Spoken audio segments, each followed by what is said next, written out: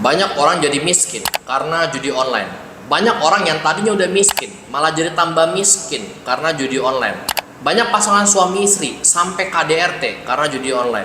Banyak pasangan suami istri yang akhirnya harus sampai masuk ke perceraian karena judi online.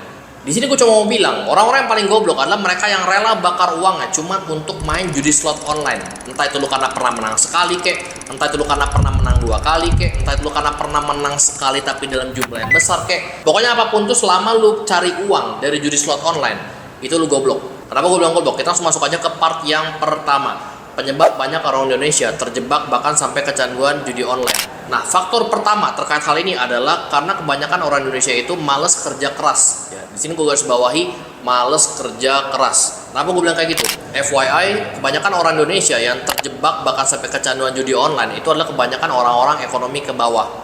80% dari total pemain judi online di awal tahun 2024 itu sebanyak 3,5 juta orang ya pemain judi online ya.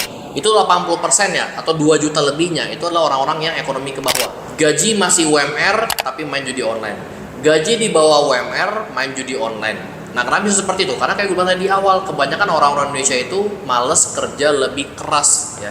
Pengennya cepet kaya, pengennya leha-leha, males-males, tapi gimana caranya bisa dapat uang, kayak gitu caranya. Nah, itu yang tadi gue bilang ya, orang Indonesia itu nggak kepengen yang namanya kerja keras, pengennya cuma 8 jam kerja aja, bahkan kalau bisa kurang 5 jam kerja gitu. Udah gitu pengennya apa? Pengen dapat 10 juta, 15 juta, ya nggak bisa kayak gitulah ya. Kerja sedikit lebih keras aja, misalkan dari 8 jam kerja naik 1 jam, 9 jam kerja males ya kan? 10 jam kerja males, pengennya cuma 8 pagi masuk kerja, 5 sore pulang, nyampe rumah jam 6, beres-beres, makan mandi segala macam, jam 7 udah free, tidur langsung kan. Padahal apa? Jam 7 malam sampai jam 10 malam atau jam 11 malam itu lo bisa manfaatin 3-4 jam tersebut waktunya untuk side job atau side hustle. Tapi kebanyakan orang Indonesia apa? Kebanyakan adalah nolak semua itu. Wah, daripada gua side hustle, side job capek-capek, yang mungkin hasilnya cuma 100 ribu, 200 ribu, 300 ribu, nggak gede gitu kan. Akhirnya udah mendingan tidur aja. Nah, itu kebanyakan orang Indonesia seperti itu. Padahal apa? Kalau kita manfaatin waktu itu, memang mungkin kecil pertama. Lu mungkin jadi reseller kecil untungnya cuma 100 ribu per item ya kan, kayak gue dulu waktu itu jadi reseller. Atau mungkin lu belajar bisnis kecil-kecilan, atau mungkin lu ke fiverr.com lu jadi translator atau yang lain-lain segala macam, jadi joki tugas mahasiswa, jadi editor video dan lain sebagainya itu ya. Mungkin tuh baru kecil penghasilan lu, tapi kan tuh mending ya, ada tambahan yang bisa dapetin. Mungkin bulan pertama dapat 100 ribu, bulan kedua dapat 200 ribu, bulan ketiga dapat 500 ribu, tahun berikutnya, tahun-tahun berikutnya bisa dapat 1 juta, 2 juta, tapi kan lama-lama jadi gede. Tapi tadi kan daripada seperti itu orang-orang apa? Nah, ini sebutnya sebagai kaum menang mending nih, gue bilang kaum milenial dan kaum generasi Z itu sebutnya sebagai kaum menang mending. Oh, daripada gue capek-capek begitu, fiverr.com, translator, editor segala macam, joki tugas mahasiswa segala macam ya kan, mending gue tidur, mending gue scroll TikTok, scroll sampai tolol aja lu scroll TikTok itu kan sampai ngantuk ya kan, tak tiduran, akhirnya apa? Nggak dapat apa-apa. Lu scroll Instagram Reels ya kan, scroll terus, ketiduran, capek, tidur udah. Besok seperti itu lagi, gaji lu cuma 5 juta per bulan. Akhirnya apa? Nggak lama lu menikah gitu kan. Lu menikah, lu punya keluarga, lu punya anak, lu ada kebutuhan istri yang harus dipenuhi. Taruhlah misalkan istri lu kerja, dapat 5 juta juga gitu kan. 5 juta plus 5 juta, 10 juta ya kan. Tapi tahun depan, 5 tahun ke depan, semua biaya naik 15% sampai 20%. Uang sekolah yang tadinya mungkin cuma 1 juta tiba-tiba jadi misalnya 3 juta, 5 juta. Akhirnya teriak-teriak segala macam. Wah, uang saya kurang segala macam. Akhirnya apa? Berpikir untuk oh yaudah kita demo aja ke gedung DPR, robohin gedung DPR gitu kan. Oh, naikkan UMR segala macam. Oh, naik 5 juta, naik jadi 5 juta 100 ya kan. Oh, dipikir oh masih kurang segala macam, demo lagi tuh kayak gitu aja terus sampai goblok itu ibaratnya. Oh, akhirnya apa? Oh, gue capek juga demonya. Oh, ada slot masukin ya kan, slot masuk slot ya kan. Taunya apa? Kalah, boncos ya kan, stres ya kan. Stres akhirnya lu cerai sama istri lu. Nah, tolol kan. Nanti tuh gue bilang ya, kebanyakan orang Indonesia itu males kerja lebih keras, pengennya yang cepat, pengennya yang gampang, pengennya yang sangat amat mudah, tapi bisa dapat duit cepat, bisa dapat uang banyak. Nah, itu yang pertama. Yang kedua adalah penyebabnya itu karena mindset dan mental kebanyakan orang Indonesia itu pengennya cepat kaya. Contohnya seperti ini, gue pernah lempar salah satu pertanyaan ke media sosial gue. Lebih pilih dapat 1 miliar dalam waktu 1 tahun atau pilih dapat 1 miliar tapi dalam waktu 2 atau 3 tahun? Guess what? Kebanyakan di sosial media gue itu jawabannya 1 miliar 1 tahun. Nah, itu kebanyakan orang Indonesia nggak pengen prosesnya.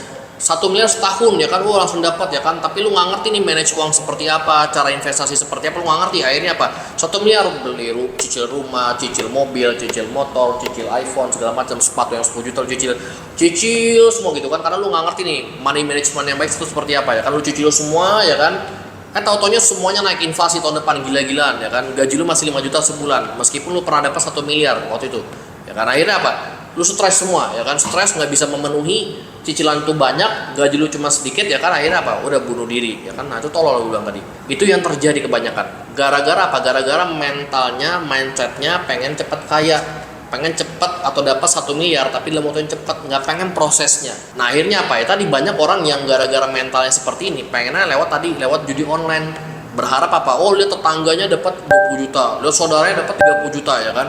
Akhirnya nanya ke saudaranya, oh gimana sih caranya bisa dapat ini, dapat 20 juta gitu kan. Oh lu main slot online nih dari website ini, lu buka aja tuh, lu main segala macam.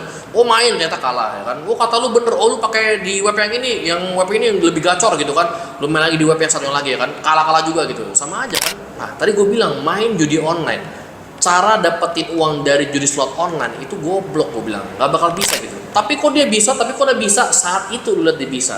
Tapi tungguin 5 bulan ke depan, 1 tahun ke depan, apakah dia masih main judi online? Gue yakin enggak ya. Nah udah dari judi online akhirnya pindah lagi, oh trading kripto, trading saham, trading forex bisa dapat uang gitu kan. Lu pelajarin lagi ya kan, lu pelajarin sebentar ya kan, langsung all in, akhirnya boncos. Tolol tuh udah tadi namanya ya. Oh lu lihat, oh Bang Mon bisa ya dapat 30 juta per bulan tuh dari tradingnya doang, 30 juta tambahin gaji segala macam. Oh berarti Bang Mon bisa 50 juta per bulan dapatnya penghasilan income-nya gitu kan. Oh gue juga bisa gitu kan, tabung semua uang lu gitu kan, bahkan rumah mungkin lu jual, motor lu jual, mobil lu jual segala macam, lu masukin ke market yang tadi apa, boncos, tolol lu ibaratnya ya kan. Lu belum pelajari ya, modal gue bisa sampai sebesar itu nggak langsung bos. Itu dari 100.000 dulu, 500.000 dulu, 1 juta dulu, bahkan gue pernah loss, gue pernah gagal, gue pernah salah perhitungan, gue pernah salah analisa ya kan, sampai akhirnya bisa seperti sekarang ini. Itu nggak gampang, gue mencintai prosesnya. Nah lu bisa nggak seperti itu, mencintai prosesnya, nggak langsung ujuk-ujuk oh bisa dapat 30 juta segala macam, nggak bisa bos kayak gitu, nggak ada yang kayak gitu. Itu karena lu nya aja malas kerja gitu, lu nya aja males belajar lebih keras. Pengen apa, belajar dikit langsung dapat 50 juta, mana ada kayak gitulah. Itu namanya rumus orang goblok gitu. Jadi penyebab yang kedua tadi ya, kenapa orang-orang Indonesia kebanyakan terjebak bahkan kecanduan judi online itu karena tadi mental dan mindset itu pengen cepat kaya. Nah sebenarnya kondisi-kondisinya seperti ini ya, kalau diteruskan tuh bisa bahaya ya, bisa berdampak kepada hal-hal yang lain yang lebih besar lagi. Nah ini masuk ke part yang kedua, yaitu dampak judi online. Dampak judi online itu udah pasti bagi pasangan suami istri ya yang udah berkeluarga, itu udah pasti KDRT sampai perceraian. Itu banyak loh ya, kalian bisa lihat data dari sini. Banyak banget orang yang akhirnya harus bercerai. 140% orang cerai gara-gara judi online ya. KDRT cerai itu banyak banget. Nggak cuma itu, bahkan sampai tambah miskin. Karena apa? Semua tabungannya habis ya. Tabungan keluarga habis, tabungan keluarga besar habis, bahkan sampai pinjol mungkin ya kan, pinjol buat judi online. Nah goblok tuh ibaratnya, udah pinjolnya pakai judi online, tambah goblok tuh ibaratnya ya kan, tambah miskin apa, mulai muncul yang namanya begal, copet, maling, rampok ya kan.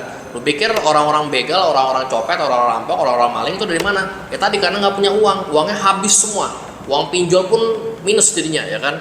Udah pinjol mesti dibalikin, minus tambah minus, gue nggak ngerti tuh gimana caranya. Akhirnya apa ya, udah jadi begal segala macam ya kan, kejahatan meningkat. Nah itu dampaknya tuh bahaya gue bilang. Kalau kondisi seperti ini itu semakin teruskan, itu nggak ada penanganan khusus ya. Nah, lalu bagaimana solusinya? Ini part yang ketiga, yaitu tentang solusi.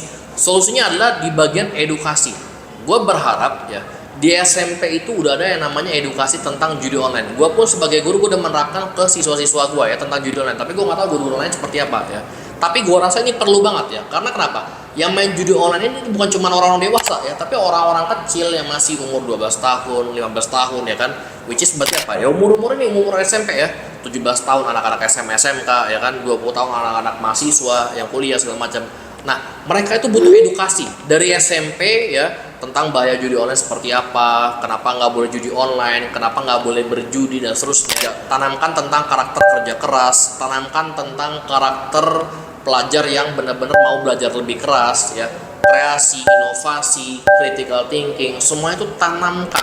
Entah itu bentuknya seminar kayak, entah itu bentuknya materi khusus kayak, entah itu bentuknya edukasi sebulan sekali kayak, atau apapun itu. Pokoknya gue rasa semua siswa tanpa terkecuali di Indonesia itu butuh edukasi tentang bahaya judi online sejak mereka di SMP. Kenapa nggak di SD? SD belum bisa nangkap biasanya ya. SMP tuh udah bisa mulai mencerna otaknya, anak-anak SMP tuh ya. Nanti naik ke SMA, naik ke perguruan tinggi tuh beda lagi ya. Naik ke perguruan tinggi tuh ajarkan yang lebih dalamnya lagi ya. Kenapa main judi online itu nggak akan bisa menang? Kenapa main judi online itu udah pasti rugi? Menang sekali, kalah 5 kali. 3 kali jumlahnya kecil, kalah sekali jumlahnya besar. Nah, kenapa bisa seperti itu? Nah, itu kasih tahu, kasih edukasinya ya. Sehingga apa? Orang-orang di Indonesia dari SMP sampai di SMA atau SMK sampai ke perguruan tinggi mereka nggak ada kepikiran untuk nyari uang dari judi online, nggak ada kepikiran. Karena apa? Udah dapat edukasinya. Makanya sekolah itu jangan sampai cuman apa? Orang datang ke sekolah, datang ke kampus cuman ya kita bahas halaman 1 sampai 5. Nah, itu goblok namanya.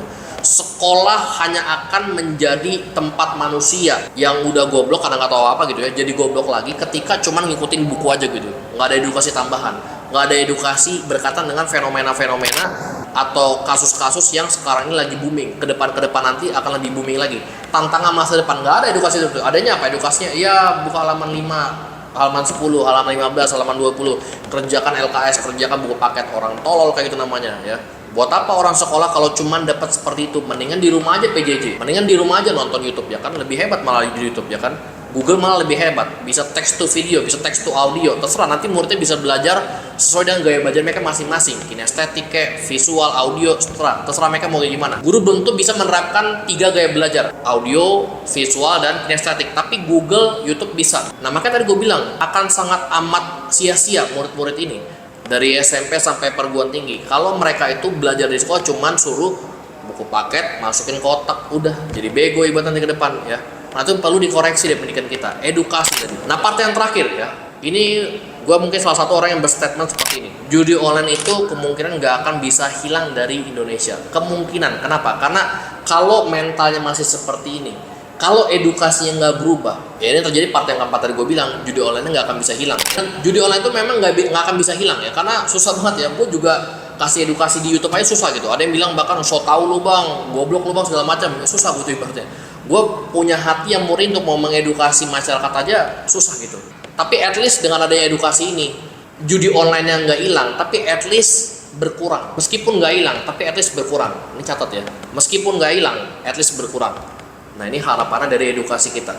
Solusi dari judi online di Indonesia adalah edukasi. Edukasi is the most powerful thing untuk bisa menghadapi, mengatasi, bahkan meminimalisir dengan sangat ekstrim. Gue bukan bilang bisa menghilangkan ya, tapi meminimalisir secara ekstrim persentase judi online di Indonesia lewat edukasi. Sekarang bagaimana edukasi kita? Apakah edukasi kita udah prihatin, udah fokus kepada hal-hal yang seperti itu? Salah satu judi online. Itu jadi perenungan yang mendalam buat kita semua yang ada di negara ini.